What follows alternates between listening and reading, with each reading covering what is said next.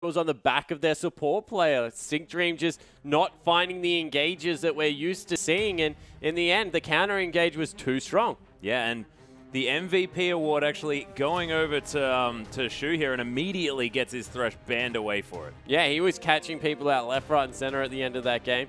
Thought that in the early stages, Drizzle did a good job with the Cataclysm, but from there it really was Shu getting the picks that were needed and Raphael exploding people on the Rift. And now this time, Gamtee banning Annie. I think that was Let Me saying, Xiaohu, never again.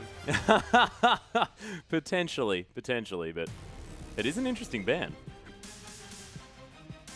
On the other side, Energy Pacemaker just sticking to what worked in the last game. They don't need to mix anything up. I mean, they're more than happy to take the same comp here, but Gamtee will see what they do now that they have the first pick ability. And they've already started mixing things up in the bans. And is Nah going to be at the same priority here for Gamtee as it was for Energy Pacemaker? Yes, is the answer to that question. I think they get rid of Hecarim here. Just make sure that he's not available for Amazing J to be able to pick up and hope that they last ban Nah, or they will be able to first pick it. And we'll see whether that does give Energy Pacemaker exactly what they want here as well. And Hecarim is going to be banned away. We'll see what comes through, whether Prophet Spawn is actually going to be able to be correct this time around. I mean, Energy Pacemaker, I mean, they have the opportunity for the early pickup of the Corki again if they want to. I mean, if that is what's going to be...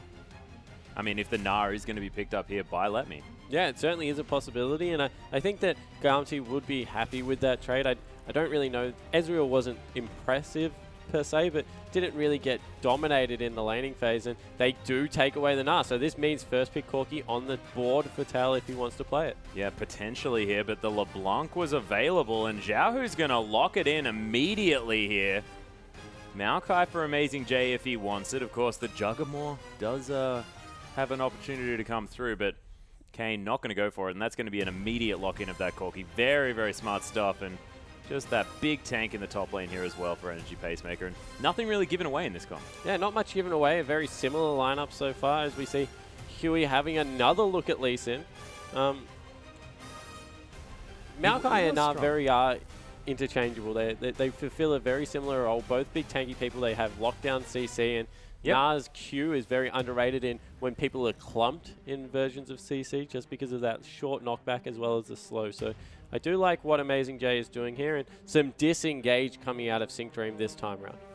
Yeah, going for a Janna pick. It is not necessarily the Sync Dream style that we're used to, but Huey, last minute swap over to that Jarvan. Interesting pick here, and Raphael, it's the second time he's hovered a Malzahar. We'll see whether that's because he really just wants to play it, or whether he's just doing something new. He's playing with a few choices here as well, and Syndra might be what he decides to take into LeBlanc here. And we saw this yesterday, LGD versus EDG. Wayless didn't quite do as well as he would have hoped, but still did fine, I guess. Managed to pick up a few kills there onto the LeBlanc, but isn't going to be what they decide to go with, and Drizzle just going to lock away his very comfortable Lee Sin. Yeah, so very comfortable on that Lee Sin. We see the Braum come through as well for Shu. Yeah. So the Braum Corki lane, a lot of damage can come out if they're able to pop that Braum passive. But on the other side of the Rift, throwback to the Sivir also being picked up here with the Janna. Janna Sivir lane, of course, pushes extremely well. Has a lot of mobility. Problem is they don't have a true tank on this lineup still. Yeah, they don't. And Sync Dream is actually hovering over the Morgana here as well, which would be an interesting pickup. They have locked it in. They've got Janna and Morgana, and this is probably going to be Let Me on the top lane Morg. Yeah, it certainly looks to be that way. It's like a Juggernaut without the Lulu, and the Lulu pick was available and they just didn't go for it. So trying to go for a little bit of a protect the carry comp with two supports in the team, but not going to be, I guess, completely fulfilled. And we see Victor now, the hover for Raphael, taking a look at his pocket pick that now has become extremely popular. Yeah, of course, Raphael sort of bringing it out, getting those two victories in a row, looking fantastic, and then everyone deciding that, yeah, Victor's really good. Let's everyone just play him. But they're hovering it for a while. Time has ran out, and that is going to be the Victor now picked up for Raphael. Yeah, and so Victor versus LeBlanc, both very burst-heavy mages. Yeah. LeBlanc a lot more mobile, but Victor's AoE potential in fights is just huge with that Death Ray, with the ultimate as well, the Chaos Storm that comes through. Just does silly burst damage. It does silly things, most definitely, Spawn, but is it going to be sort of LeBlanc having so much mobility that sort of stops his ability to use all his telegraphed abilities?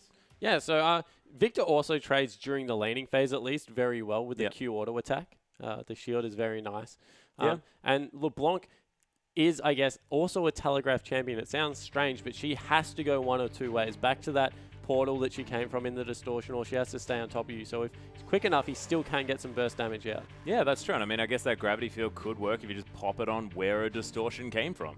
And make sure that either you stop her from wanting to be anywhere near you, or she gets stunned. So that is definitely an option here, but we'll see how it plays out in the lane. As you can see, those two just there. And Gamtee, again, with this sort of makeshift Juggernaut type style, now with a black shield as well as Sync Dream with his shields as well. We'll see whether that's going to be enough here to make this Kog'Maw huge enough. Yeah, so they are looking to, I guess, with a couple of members, run the Protector Cog comp. Definitely doesn't look like a full-blown Protector AD carry composition coming through, but they do have a similar feeling about them in the fact that they're sending a very supportive champion into the top lane. Yeah, well, of course. And does this mean that Letme's in a little bit of trouble now as well? I mean, Morgana doesn't really do all that much apart from clear out waves. And is Amazing J just going to get huge? Yeah, well, Amazing J has a very good lane because I spoke about the Maokai versus Morgana matchup in private to you, Atlas, and said that Morgana's Maokai's based attack is what actually wins him the lane. You can double W in and just do a lot of damage. Yeah, well, we'll see whether he's going to be bringing attack as we hop onto the Rift.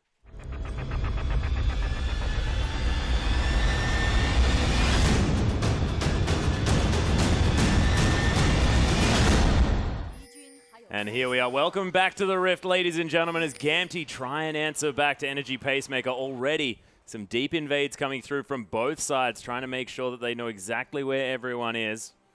Raphael taking a little bit of poke damage from something already, but you can see definitely know exactly what's going on. And we'll see whether they go for another lane swap. Yeah, so potential of the lane swap coming through. Kog'Maw actually does fantastically against Corki in lane. Interesting. One of the better matchups. Both go the Triforce route.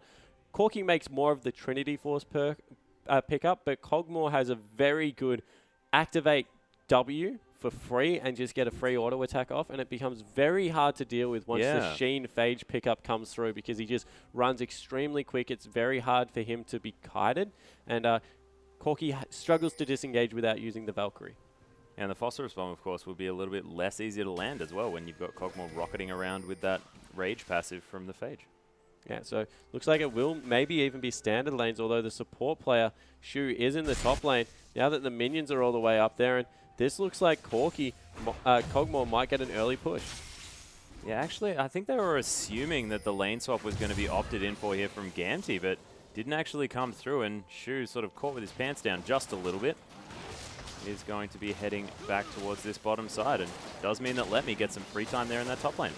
And the early top lane came, the early invade came through actually in regards to the Jarvan, so he was able to pick up a buff, and that's great news coming through for Gamtee. Yeah, teleport now to come through from Amazing J into that top side, and he's going to be more than fine. Tail trading a little bit here with this Corki, but doesn't want to get that passive procced as you were talking about, as Sync Dream just going to shield himself up and just try and get some auto harass down onto this melee Braum. Raphael, you were talking about able to trade relatively well. Has been losing a fair bit of health, but you can see Xiaohu as well answered for his harassment. We'll just see how this lane pans out, because I'm just very interested just to see Victor in matchups all across the board, because we just haven't seen enough of him.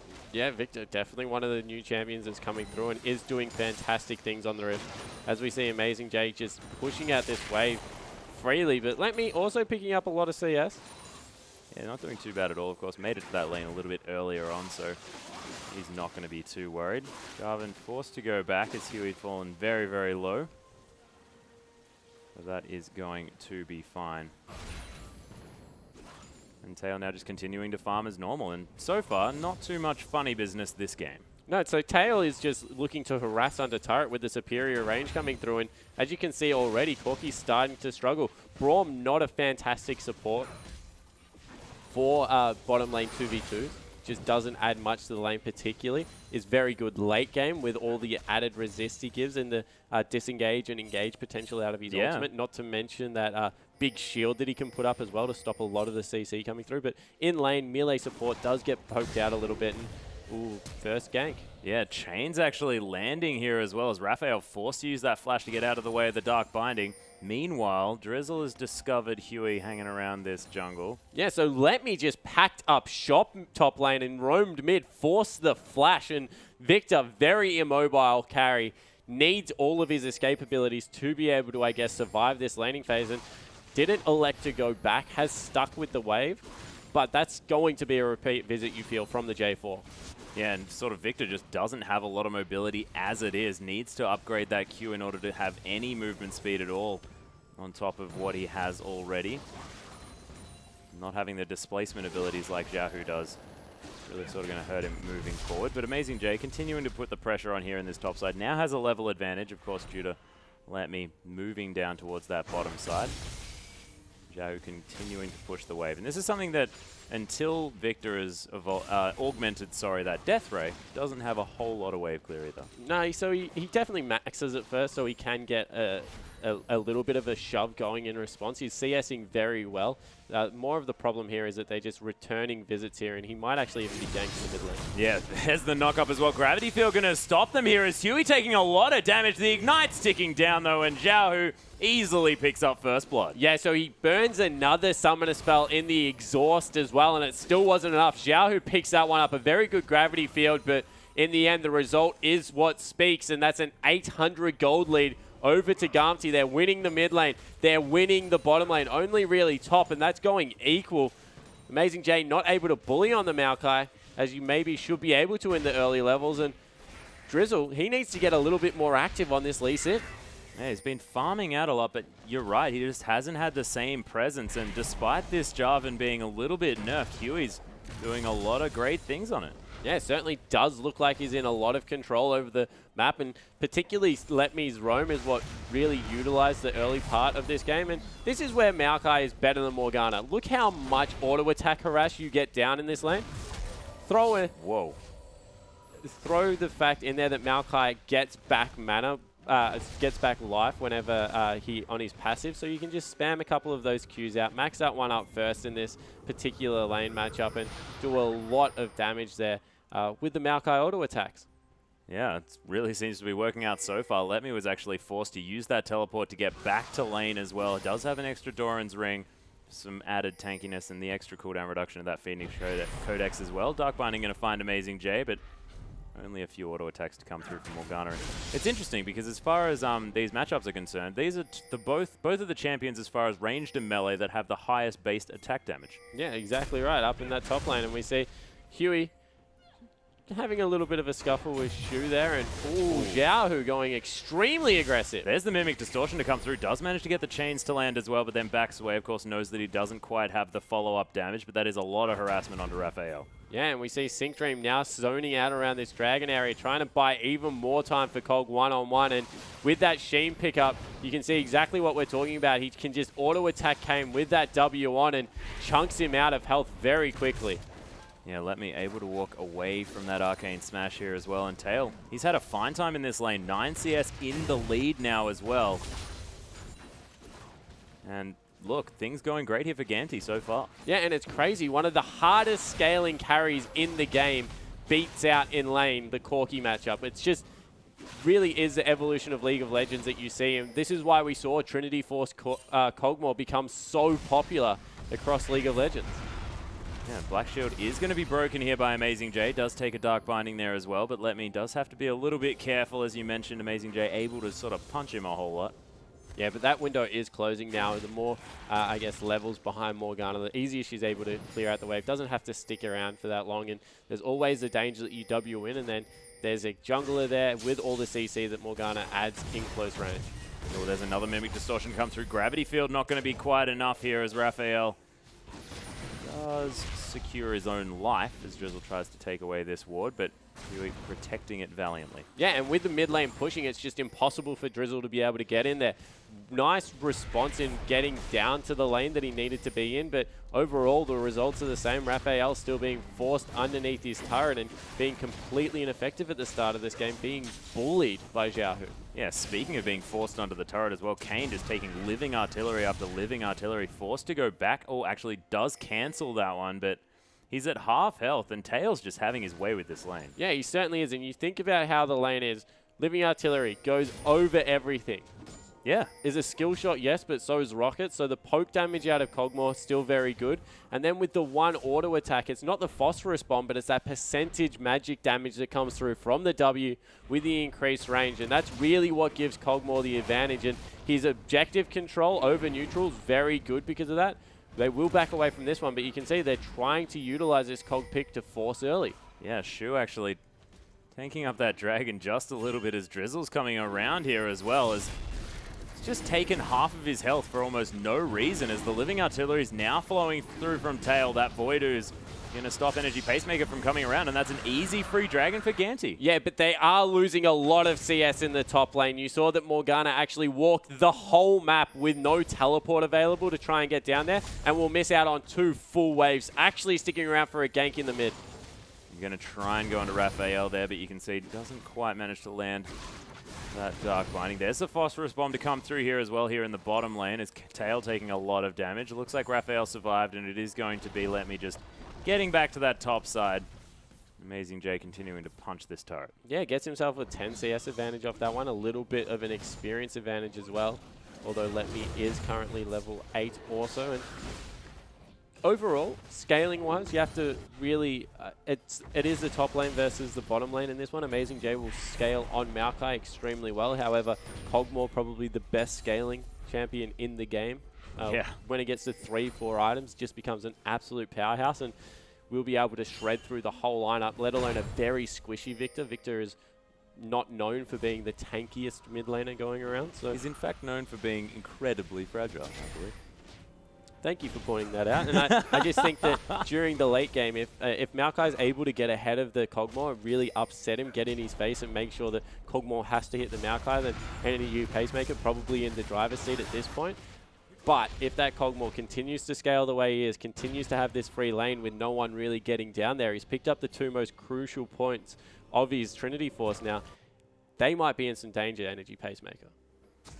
They might. We'll see whether they can gather this by better vision. Of course, they did have fantastic vision control in the last game, and see whether they're just going to play this game out intelligently, and that's how they're going to win this one. But you're right, it is interesting when it comes down to sort of this tank scaling incredibly well versus the AD carry, because normally you're talking about the amount of damage you can do, but it's more about the amount of damage that Amazing J can soak, as there's actually the Glacial Fissure there in the bottom lane. Sync Dream gets very, very slow, but doesn't get stunned up by the passive. That's the most important part, and Energy Pacemaker have to back away, and I think that they could have almost gone more aggressive there. Yeah, no, couldn't overcommit because the teleport's available on Maokai, and they were in a position where they had minions in between themselves and their AD carry. So what would have happened if they overcommitted? Maokai just teleports, cuts off Kane's path into that fight, and then all of a sudden, Kog'Maw as well as Janna are sitting there beating on the jungler, who is very squishy at this point in the game, only has a sight stone. So they chose to not really hard engage that one and go in with, I guess, all the follow-up CC that could have come through. And in the end, it means that this minion wave in the bottom lane still being shoved in. And look at all the poke damage. Yeah, it's just ridiculous. Sync Dream with some fantastic shield timings here as well to make sure the Tail doesn't take anything. And that's half health on both of these bottom lane members of Energy Pacemaker. It's getting difficult here for Kane and Shu. Yeah, and they're just being repetitively shoved in, repetitively harassed under turret, and it's a frustrating way to play the lane. Kane finally getting some harass out with that big one now that Sync Dream has gone for a bit of a wander, but Tail having a much better showing on Kog'Maw this time around. Yeah, no, I guess it might be to do with the fact that, you know, Shu just wants to wait until relevance, but so far not working out too well. Nice Black Shield here from Let Me just to help him survive against Amazing J, but he can deal with this wave, no problem. And Huey actually going for an invade here. He's been spotted out, needs to be careful. Yeah, speaking of which, there's action all across this map. Huey does pick up the red buff. There's the flag and drag to get himself to safety, and No worries at all. Just say thank you and leave. Fantastic invade coming through, still exerting pressure throughout the map as Huey. He's got the upgraded jungle item, didn't go for the Sightstone, and when you do go Sightstone, you expect to be able to secure at least your own jungle, because that's what the investment is. You get vision of the other jungler, you're supposed to be looking for deep wards, but with the superior skirmishing power, just not able to go toe-to-toe with the J4, and J4 walking away with the jungle camps.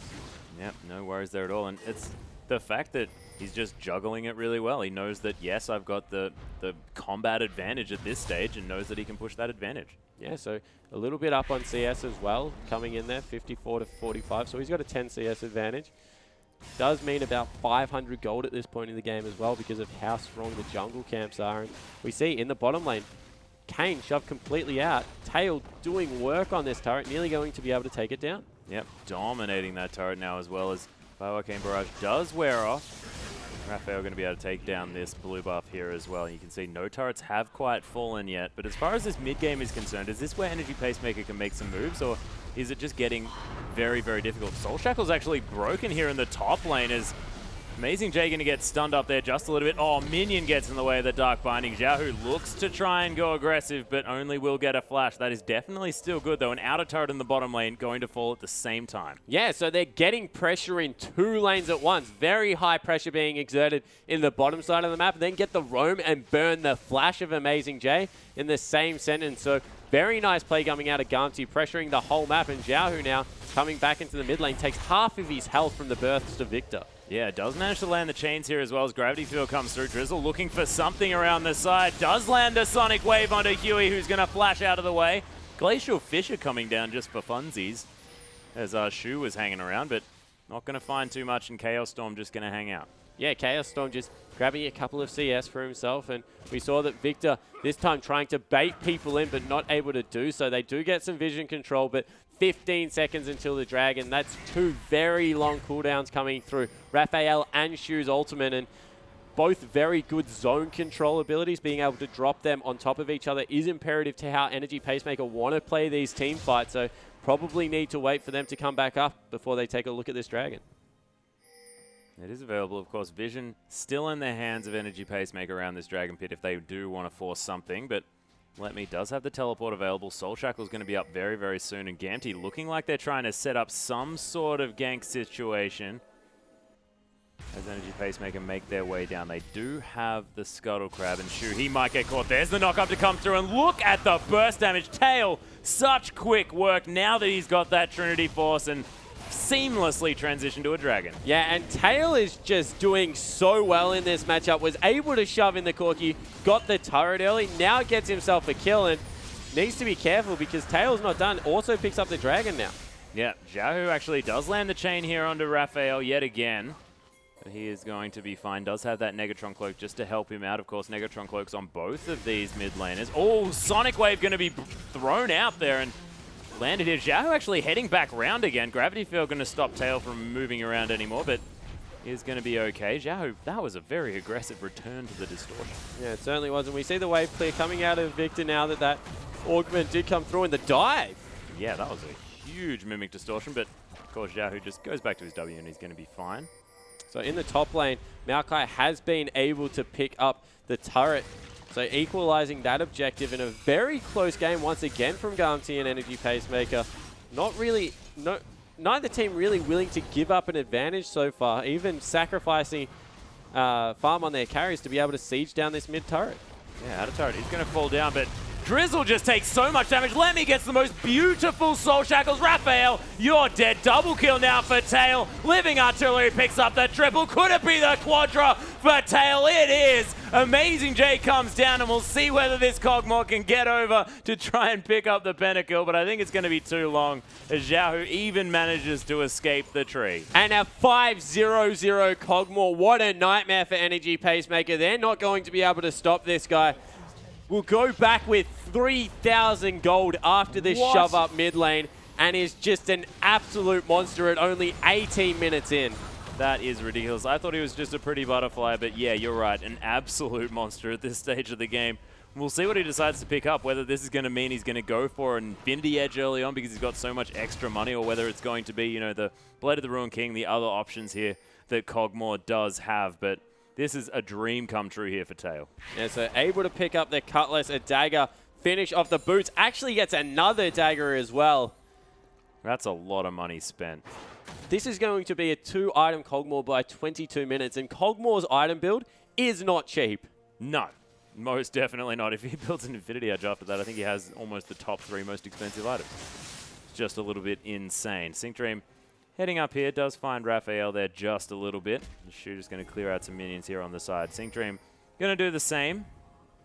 And Sync Dream, I mean, hasn't looked all that impressive on these disengaged supports, has generally looked better on engage, but last game, having a very strange performance, and this game actually on Janna looking pretty good. Yeah, it certainly looked fantastic during the laning phase, particularly with the shields being able to come through. Let Me as well on Morgana has been very surprising, playing the champion well, and that Soul Shackles in the last fight, whilst Cogmore was able to pick up all the kills, it really was the Soul Shackles coming through onto 4 members that set it up, and really nice play across the board for Gamtee, making sure that they're dictating the pace of the game and not giving Energy Pacemaker any time to catch up in this mid-game scaling composition. And now, Soul Shroud's being picked up by Amazing J, but against a 2-item Cogmore, it's not going to do anything. Yeah, well, exactly. And he had to build the Spectre's Cowl here as well because there's double AP coming through from Gamtee. There's a lot of mixed damage, and Cogmore actually does a lot of mixed damage as well. It's almost like everyone has to be focusing magic resist, and then Cogmore will have an Infinity Edge and destroy everyone. Yeah, so the idea is that they need to get Amazing J onto the Cogmore and blow him up with the Victor, and from there they can deal... Wow. Yeah, speaking of Amazing J needing to get onto people, he almost had the whole team of Gamtee right on top of himself. And this is why the Flash is such an important cooldown. No engage coming through because it's a Braum, and he doesn't, of course, build that Talisman. Amazing J hasn't gone for the very early Righteous Glory, so he has no way to get on the back. So really, Flash is his only tool to be able to lock down Tail, and every single time it is off cooldown, they gank him and burn it straight away. Yeah, well, it's exactly right, and they're able to force it out so well every single time. Let Me still hanging out in this bottom side. Gamtee now just going to be milling about here on the top side of the map as well, and it's looking a little bit like Gamtee are in firm control thus far. Yeah, it certainly is looking like they have complete control. You can see they even managed to siege down the top turret. Now a 6,000 gold advantage for Gamtee, and Energy Pacemaker really haven't looked themselves in this game too. Yeah, and that's coming off a victory as well. Looking great in the first series, just seem to have been... I don't know, I guess stymied a little bit as far as Champ Select went, because this Cogmore pick has been working out so incredibly well for Tail. Now has a Blade of the Ruined King going towards that QSS, you have to think, very, very soon. Amazing J not going to be able to lock him down quite as well after that one comes through. And look at their vision on this top side of the map. I mean, the Baron is definitely an option now for Gamtee. Yeah, Baron is an option. They're able to get to the point where, because they're that far ahead on their Cogmore, they don't have to go for a third offensive item. He's a full Blade of the Ruined King versus longswords up. It's ridiculous. So he now, even though it's a defensive item, which you think Cogmore very good with 3 items, it's a luxury item. He's at the point where he's that rich, it doesn't really matter. Yeah, there's the Glacial Fissure, though, to land onto Tail here. Sonic Wave lands as well. Resonating Strike to come through. Nice Monsoon from Sync Dream to save the Cogmore from the kick, and Energy Pacemaker going to have to back away. But that was looking dangerous. That was almost as well as it could have gone for Energy Pacemaker until Sync Dream.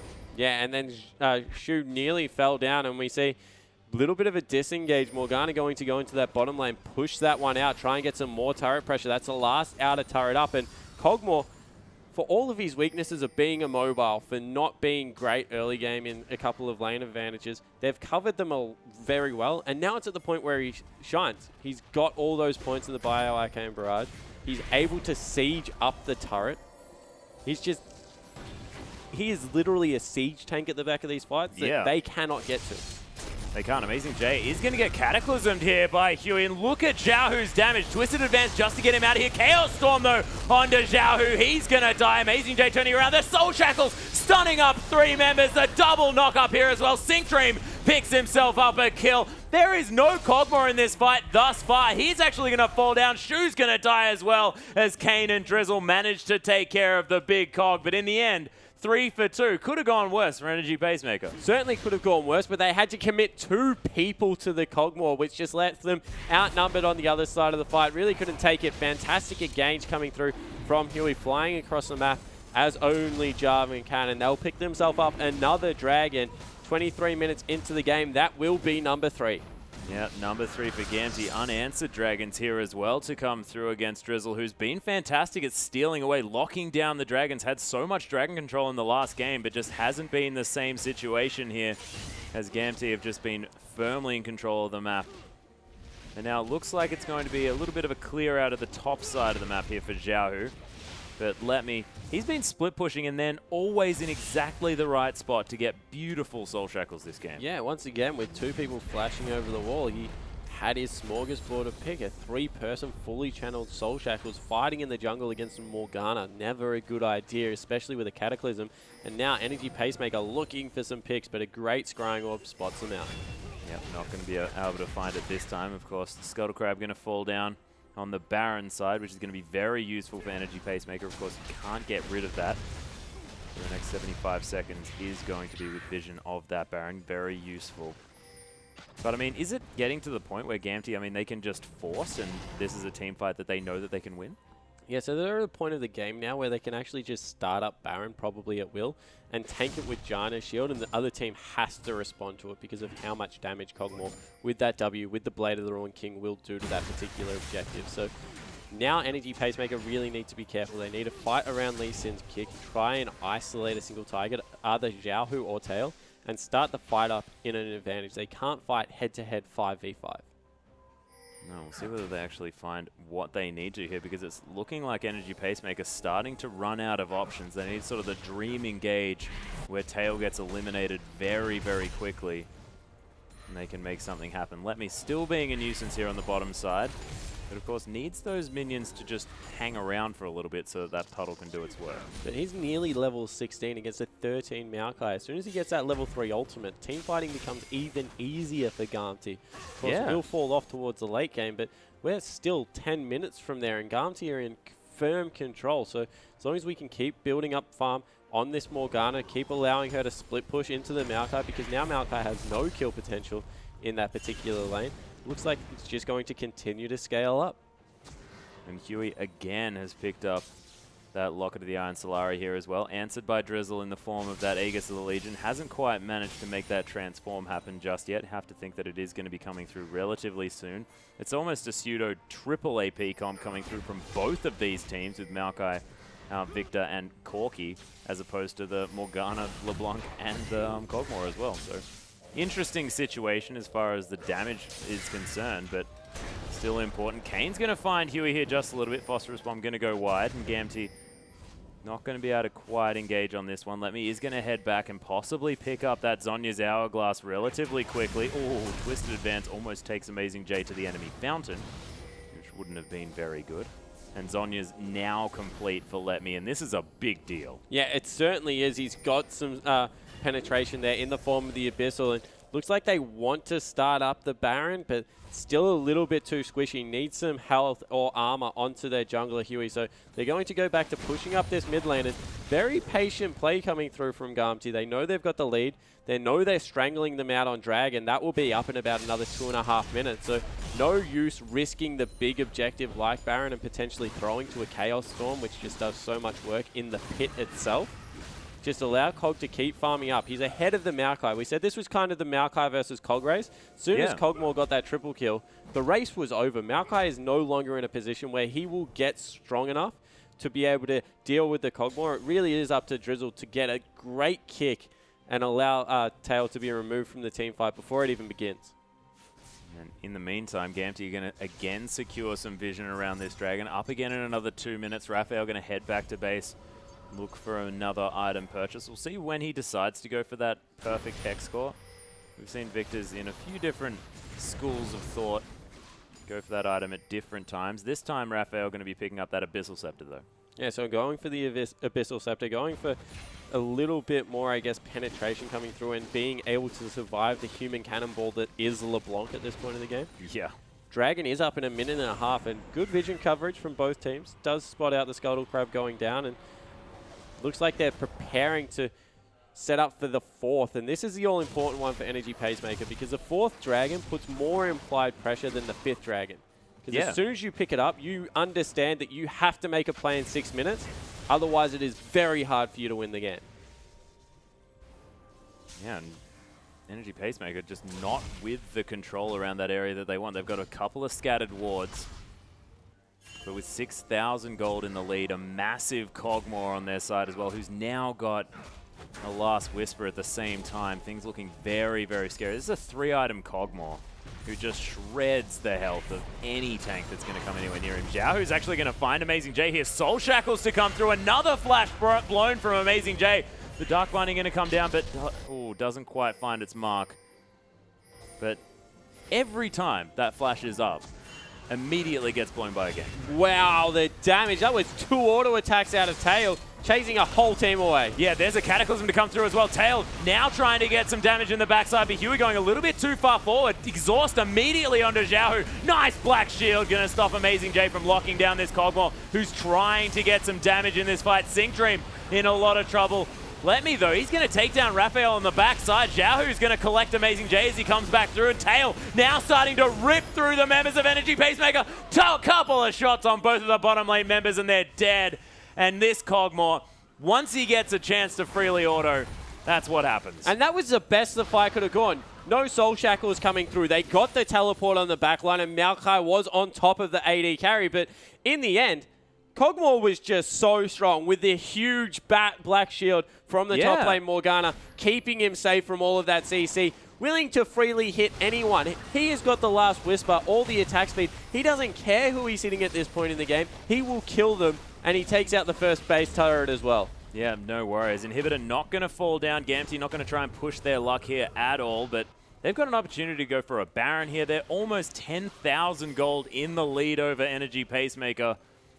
And this game looking very different to the last one. Yeah, just a much better balanced team comp coming through out of Gamtee, and they're able to pick up their 4th dragon unless Drizzle can come up with a miracle. Yep, not going to happen this time though, as Dark Binding did go wide. Black Shield here onto Huey, who has the Flag and Drag. He's going to be able to get out. And that Q not even going to be enough to break that Black Shield here as well. That Letme has got a decent amount of AP to back up. Yeah, he certainly does, and we see once again another 1,500 gold onto Cogmore. Probably will look at that Infinity Edge next item. I would love it if you went another Zeal just on top of it. Phantom Dancer is a fantastic item on Cogmore. Allows with the W to come through. Goes into the Infinity Edge very nicely, but we'll be picking that one up next. Doesn't really... This is the thing about Blade of the Ruined King. Blade of the Ruined King and Trinity Force are 2 fantastic items, but if you go for that as your attack speed option, you do sacrifice a little bit of crit damage coming through. It's one of the reasons that Last Whisper isn't maybe as necessary on Cogmore, or as is with Corki, because of all the mixed damage, the damage from the W. You can at times rely on your W to shred through the tanks and go for a more attack speed item build than you would normally. Yeah, there was mathematics done, wasn't it? That the DPS is actually a little bit higher with a Phantom Dancer over a Last Whisper. Yeah, so mathematically, the ideal build that comes out from Cogmore is a Trinity Force into Blade, into Phantom Dancer, into IE, if you're going to go those damage items. Of course, with a defensive item, you need a defensive item on an immobile carry like Cogmore. So, yeah, the mathematics behind it is the fact that, it's much higher damage output. Yeah, not going to go for it this time, of course, and that's because he can't sort of freely sit there and auto-attack. He has to be orb walking and juggling. The Maokai just needs to make sure that he can shred through that as best he can. And there's also the fact that Last Whisper is a 2,300 gold item. Very cost-effective. That is a very good point. Huey, though, now looking to try and get an engage. No inhibitor turret means that Energy Pacemaker under a lot of pressure at this stage. Gamtee, they decided not to pick up that one, but look at the 5-man Cataclysm here as well. The kick out immediately. Zhao lands the chains onto Amazing J. Tail just ripping through him. Shu going to be the next option here for this Cogmore, as Raphael so incredibly low. Kane now just going to get torn apart from that Caustic Spittle. And this could actually be the game now for Gamtee. Yeah, it certainly looks like it's going to be the case. And Sync Dream and Letme, Game 1 to Game 2 performances are completely different. Letme in that last team fight, another great Soul Shackles, and Sync Dream really has played much better.